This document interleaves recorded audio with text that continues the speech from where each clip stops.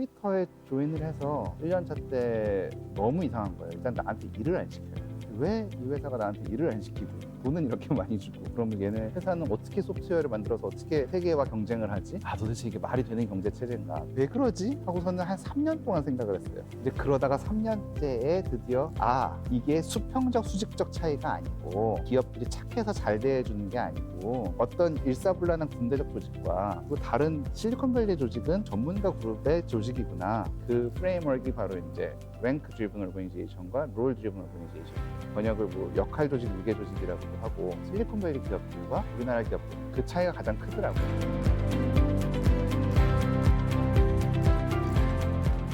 롤 조직은 역할을 맡은 사람이 결정을 하는 거예요. 그리고 랭크 드리븐 오르가니제이션은 랭크가 제일 높은 사람이 결정권을 다 갖는 거예요. 맨 위에 있는 사람들이 모든 판단을 다 해요. 모든 결정을 다 내려요. 그 다음에 내려오면서 실무가 내려가요.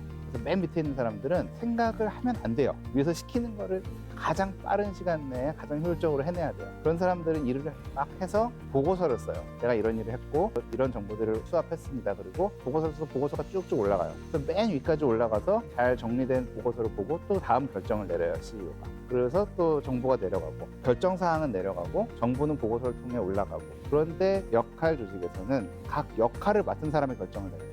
엔지니어는 엔지니어 결정 내리고 디자이너는 디자이너 결정 내리고, 또 만약에 디자이너가 정말 예쁜 핸드폰을 디자인을 했다. 근데 사장님이 싫다 그랬다. 역할 조직에서는 사장님의 개인 의견일 뿐이에요. 근데 랭크 조직에서는 사장님이 랭크가 높은 사람이 안 된다 그랬으면 까이는 거예요, 디자인은. 그렇게 되면은 그건 잘 돼도 사장님 책임, 못 돼도 사장님 책임이에요. 시장에 나가서 이게 굉장히 잘 됐다. 그러면 그 사장님이 잘한 거고, 시장 가서 되게 못했다. 디자이너 입장에서는 난 이 디자인 하기 싫었는데 사장님이 까서 그렇게 된 거다. 사장님 책임이잖아요. 그런데 롤 조직에서는 책임을 누가 져주는 개념이 없어요. 그래서 내가 뭐든 다 책임을 지고 그러다 보면 내가 프로페셔널이고 내 커리어가 되는 거죠. 그래서 조직마다 인재상이 너무너무 달라요. 만약에 랭크 조직에서 신입사원이 들어왔는데 굉장히 뛰어난 신입사원이에요. 가장 뛰어난 신입사원들은 어떻게 행동하냐? 위에서 200장짜리 기획서가 딱 나오고 엔지니어한테 이 기획서대로 구현해서 오세요 그러면 가장 뛰어난 엔지니어는 어떻게 하냐? 네, 이 주 내에 해내겠습니다.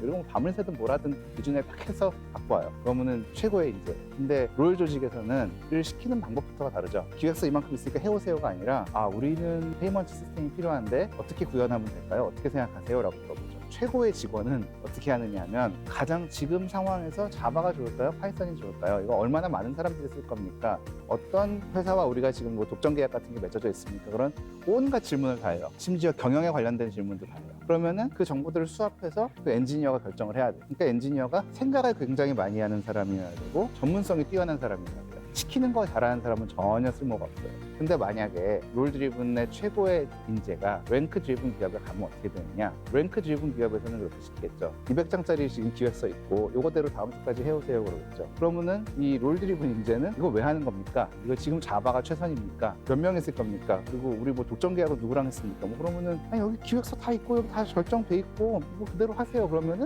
지금 이건 자바로 하자 그러는데 지금 자바가 최선이라고 생각하십니까? 그러면은 이거 사장님 결제가 난 거니까 랭크가 제일 높은 사람이 이미 결제를 했으니까 이건 못 바꿔요. 그러니까 하세요라고 되는 거죠. 이 사람 전문성은 아무 상관이 없는 거죠. 석사 나오고 박사 나오면 오히려 오버퀄리파이 되는 거죠. 근데 또 반대로 그 랭크 드리븐 최고의 인재가 롤 드리븐 회사에 온다. 그러면 랭크 드리븐 회사는 정말 말 잘 듣고 빠릿빠릿하고 일 잘하는 사람이 롤 드리븐 회사에 와서 롤 드리븐 매니저가 그러겠죠. 우리 페이먼트 시스템 필요한데 어떻게 생각하세요? 그러면은 그 최고의 인재는 네, 해내겠습니다. 맡겨만 주십시오. 시켜만 주십시오. 어떻게 하실 거냐고요. 뭘 만드실 거냐고요. 어떤 언어를 쓰실 거냐고요. 기획서만 주시면 다음 주까지 해내겠습니다. 이제 그렇게 되는 거죠. 그럼 당신이 전문가고 당신이 기획을 하고 당신이 설계해야지 매니저가 뭘 한다고 설계를 해라 그러냐. 랭크 드리븐에서 익숙한 사람들은 이제 그렇게 되죠. 그런데 랭크 조직의 사람이 적응하는 거는 더 쉬운 것 같아요. 랭크 조직에서는 지금까지 내가 할 수 있었던 능력을 제한받고 있었잖아요. 제한하고 시키는 것만 열심히 했었잖아요. 근데 엔지니어가 모두 다 똑같은 역할을 하는 게 아니에요. 어떤 엔지니어는 코드 리뷰를 잘하고 어떤 엔지니어는 코드를 빨리 쓰는 걸 잘하고 어떤 엔지니어는 아키텍트를 잘하고 어떤 엔지니어는 프로덕트 매니지먼트나 프로젝트 매니지먼트 쪽에서 소질이 있고, 그럼 각자 자기가 잘하는 걸 하면 되거든요. 근데 그러니까 랭크 조직에서는 자기가 못하는 것이라도 극복을 하고 해야 됐었잖아요. 역할 조직에 들어갔을 때 랭크 조직에 굉장히 익숙했던 사람들은 이제 시키지 않아서 불편하긴 하죠. 일을 딱 정해주지 않으니까. 근데 오히려 편한 건 뭐냐면 내가 잘하는 걸로 컨트리뷰트 할 수 있으니까. 내가 못하는 걸 굳이 할 필요가 없고 내가 잘하는 걸로 하면 돼요. 내가 코드 리뷰를 못한다 그러면은 코드 리뷰 잘하는 사람하고 팀을 하면 돼요. 내 장점을 살릴 수 있기 때문에 굉장히 편했죠. 그 장점을 살릴 수 있다는 거는 다양성을 존중하는 실리콘밸리 문화에서 굉장히 또 큰 장점인 것 같아요. 사실 랭크 드리븐에서는 획일화된 사람을 찾잖아요. 근데 획일화된 사람이 아니라 내 장점을 살릴 수 있고 다른 사람의 장점도 살릴 수 있는 그런 조직이다 보니까, 그래서 오히려 굉장히 랭크 드리븐적인 사고를 하는 저였지만 롤 드리븐에 왔을 때 적응은 그렇게 어렵지 않았던 것 같고, 오히려 반대로 롤 드리븐에 적용돼 있는 사람이 랭크 드리븐에 간다면 굉장히 자기의 능력을 제한받고 그러니까 쓸데없는 일을 많이 해야지, 그래서 오히려 적응하기 힘든 경우가 많이 있더라고요. 랭크 조직은 엑서큐션, 어떤 과제가 주어졌을 때 이미 다 정해져 있는 길이라면 그 길을 가는데 정말 빨리 갈 수 있죠. 근데 혁신하고는 굉장히 안 어울리는 거죠. 새로운, 그러니까 뭔가 알 수 없는 길을 갈 때는 전문가들의 시각들이 필요한데 전문가들의 시각들은 죽이고 CEO가 다 결정한 대로 가기 때문에 일사불란하게 가기는 굉장히 좋고, 그래서 제조업에는 정말 잘 어울리는 조직이고, 근데 혁신을 위해서는 굉장히 안 어울리는 조직이고, 하드웨어를 만드는 거는 랭크 조직으로 하는 게 더 빠르고, 근데 소프트웨어, 그 안에 들어간 소프트웨어를 만드는 데는 롤 드리븐으로 하는 게 훨씬 낫죠. 그걸 랭크 드리븐으로 하게 되면 최적화되지 않은 소프트웨어가 나오죠. 그리고 하드웨어에다가 롤 드리븐을 적용을 해놓으면 언제 끝날지 모르죠. 언제 납품이 될지 모르죠. 그러니까 롤 드리븐의 단점은 어떻게 보면 경쟁에 취약해요. 롤 드리븐은 계속 새로운 걸 만들어내고 어떤 전문가들의 시각과 그런 걸 통해서 계속 진화하거든요. 그래서 혁신으로 경쟁할 수 있는 곳이면은 잘 먹혀드는데, 근데 만약에 옆 회사보다 더 싼 비용으로 더 빨리 만들어야 된다, 그러면은 굉장히 어려운 문제가 되죠. 실리콘밸리가 혁신을 끊임없이 만들어낼 수 있는 이유는 가장 중요한 게 전문성을 살리는 거랑 다양성이에요. 롤 드리븐 조직이 굴러가기 위해서는 기본적으로 맨 윗사람이 권력과 결정권과 소유권을 독점하면 안 되고요. 그렇다는 것은 결국은 직원들을 굉장히 훌륭하고 뛰어나고 자기 스스로 결정할 수 있는 사람을 뽑아야 된다는 얘기고요. 뽑힌 직원들도 그걸 이해하고 있어야 돼요. 내가 시키는 일을 하는 사람이 아니라 내가 이 회사의 오너로서 이 회사를 발전시키기 위해서 자발적으로 내가 참여하는 사람이다. 근데 이제 실리콘밸리에서는 다양성의 관점에서 보기 때문에 시키는 것만 잘하는 사람도 하나의 강점 중에 하나인 거예요. 시키는 것만 잘하는 사람도 그렇게 써요. 그 사람을 활용하기 위해 매니저가 고심을 해서 그 사람한테는 일을 나눠줘요, 그냥. 실리콘밸리에서 다양성이 또 중요한 이유는 뭐냐면, 랭크 조직에서는 윗사람의 말을 빨리빨리 들으려면 언어의 장벽도 불편하고, 그리고 어떤 일하는 방식의 차이도 불편하고, 가치관의 차이도 불편해요. 그래서 획일화시켜요, 사람들을. 합숙 훈련을 하면서 어떤 기업의 가치관에 맞는 사람으로 이제 완전히 바꿔버려요.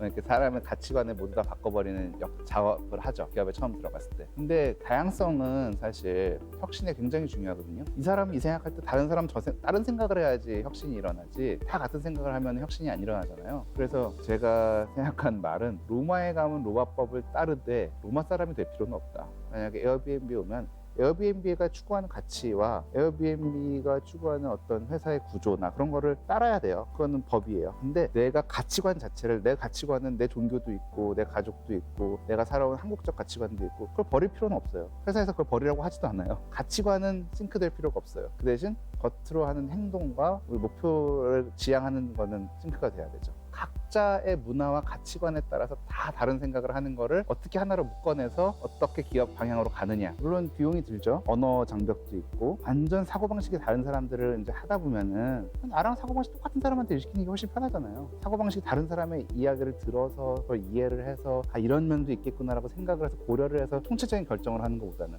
굉장히 비용적인 측면에서 결정하는데 시간이 오래 걸려요. 특히 뭐 제조업 같은 데서 결정하는데 시간이 오래 걸리면 회사가 망할 수 있어요. 근데 그런 혁신을 만들어내는 과정에서는 결정하는데 시간이 오래 걸리고 판단하는데 시간이 오래 걸리는 거는 혁신을 만들어내는 과정이거든요. 생각과 회의를 통해서 혁신이 만들어지고 새로운 제품들이 나오는 거거든요. 혁신을 만들어내는 과정에서는 그게 코어인 거죠. 다양성을 다 이해하고 다양성에 대해서 대처하고 다양성을 다 아우를 수 있는 시스템을 만드는 것 자체가 혁신인 거죠.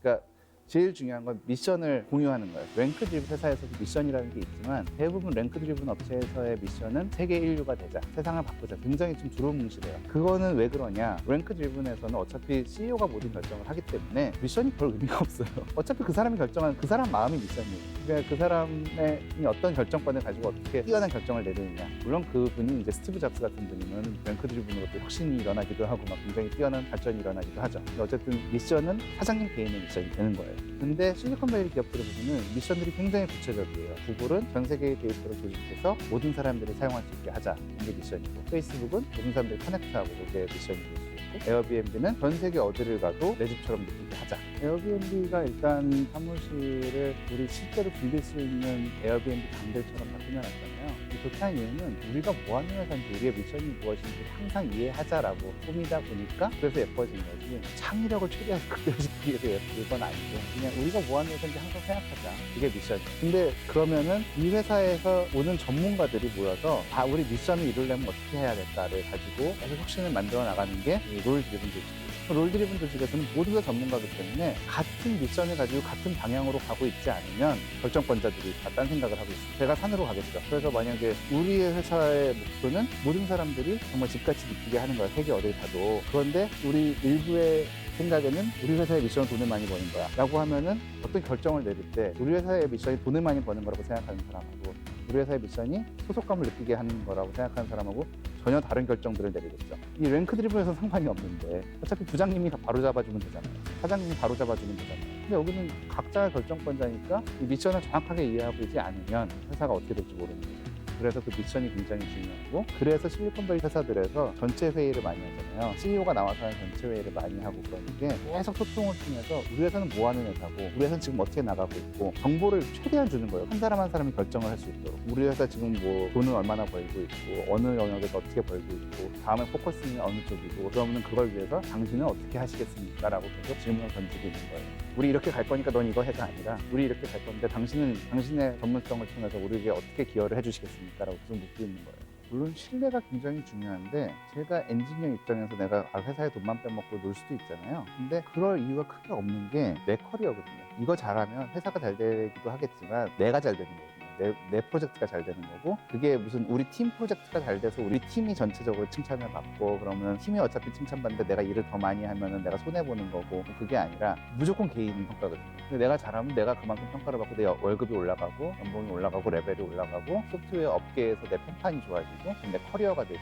그래서 내가 은퇴를 생각하고 있지 않는 이상은 굳이 일을 망칠 필요는 없어요. 그래서 잘 되면 나도 돈을 많이 벌게 돼 있어요, 주식이 올라가면. 그러니까 그걸 기반으로 믿는 거지, 사람이 착해서 믿는 건 아니죠. 믿을 만한 사람이야 그래서 믿는 게 아니라, 시스템적으로 이 사람이 굳이 일을 태만하게 할 이유가 없는 거예요. 근데 그 태만하지 않는 이유가 안 하면 혼나서가 아니라 내 인생과 내 커리어에 이걸 지금 열심히 하는 게 도움이 돼서 하는 거죠. 평가 시스템은 기본적으로 동료들이 평가하는 거예요. 윗사람이 평가하는 게 아니라, 매니저가 평가하는 게 아니라. 매니저는 이제 동료들의 평가를 모아서 평가를 해주는데, 동료들한테 평가를 할 때 이 사람 어때요? 라고 물어보면 훌륭한 사람이에요, 참 좋은 사람이에요, 지난번에 술을 같이 마셨는데 아주 훌륭해요 라고 할 수 있잖아요. 근데 그런 거 필요한 건 아니잖아요. 이 사람이 어느 정도 수준으로 일을 해서 어느 정도 임팩트를 우리 회사에 줬고, 다른 사람들은 얼마나 도와줬고, 이제 그런 게 필요한 거잖아요. 그래서 그거를 영역별로 다 수치화를 시켜놨어요. 우리는 이제 레벨 3, 4, 5, 6, 7, 8이 있는데, 코드 컨트리뷰션은 레벨 몇 만큼 하고, 다른 사람들 도와주는 거는 레벨 몇 만큼 하고, 팀 문화에 기여하는 건 레벨 몇 만큼 하고,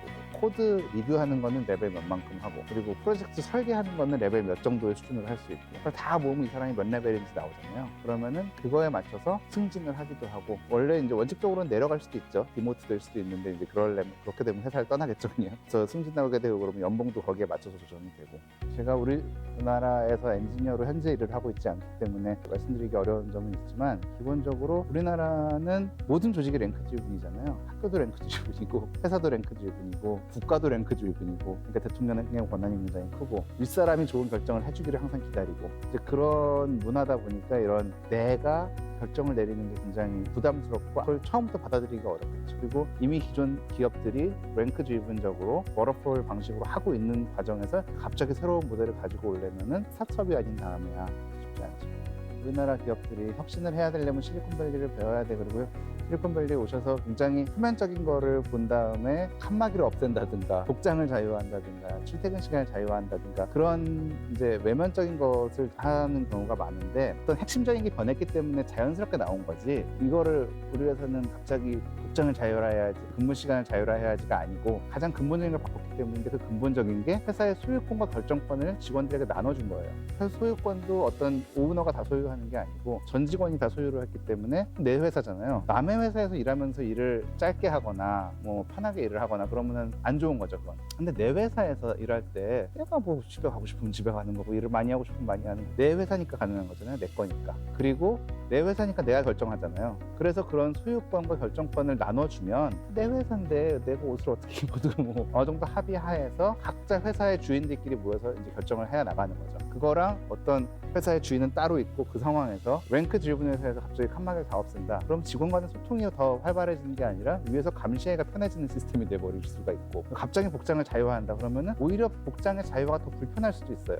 어차피 시키는 말 들어야 되는데 내가 굳이 자유롭게 해서 그 사람 눈 밖에 나면 어떡해. 그럼 저 사람의 눈 밖에 나지 않으려면은 옷을 캐주얼로 입는 게 좋을까? 정장으로 입는 게 좋을까? 오히려 그 고민을 해야 되는 상황이 올 수도 있죠. 실리콘밸리를 누군가가 따라하고 싶으면 실리콘밸리의 혁신의 그런 원동력을 가져가고 싶으면 왜 이런 게 나왔는지 정확하게 이해를 한 다음에 적용을 하고 싶으면 하고 하기 싫으면 말고 우리랑 안 맞는다고 생각하면 마는 거고 여러 회사는 다 컨텍스트가 다르고 미션도 다르고 목적도 다르고 또 실리콘밸리에 있는 회사들도 어떤 회사는 롤 드리븐적이고 어떤 회사는 랭크 드리븐적이에요. 그러면은 실리콘밸리 어떤 회사는 왜 그 랭크 드리븐적인 거를 더 선호하고 어떤 회사는 왜 더 롤 드리븐적인 걸 선호하는가 그런 걸 다 종합적으로 판단해서 실리콘밸리의 문화를 받아들여야 되는데 실리콘밸리는 혁신이고 혁신은 좋은 거고 그럼 혁신은 무조건 받아들여야 되라고 해서 그렇게 받아들이다 보면 정말 이상한 문화가 만들어질 수 있는 거고 비효율적인 오히려 비효율이 될 수가 있죠. 그래서 실리콘밸리의 시스템을 가져가고 싶으면 회사의 소유권부터 나누고 회사의 결정권부터 나눠야 돼요. 그게 실리콘밸리예요. 직원 한 사람 한 사람을 전문가로 데려와서 전문가로서 활용하는 게 실리콘밸리지 직원들에게 무한의 자유를 주고 뭐 그건 아니에요. 직원들에게 무한한 자유를 주게 된 이유는 전문가들을 모셔왔기 때문에 자유를 주는 거지 시급으로 일하는 사람들 뽑아놓고서는 무제한 자유를 줄 수는 없잖아요. 그래서 우리가 이해하는 거 우리 6명이 이해한 건 이게 최선입니다 하고 드리는 거예요. 그냥 올려놓은 거예요.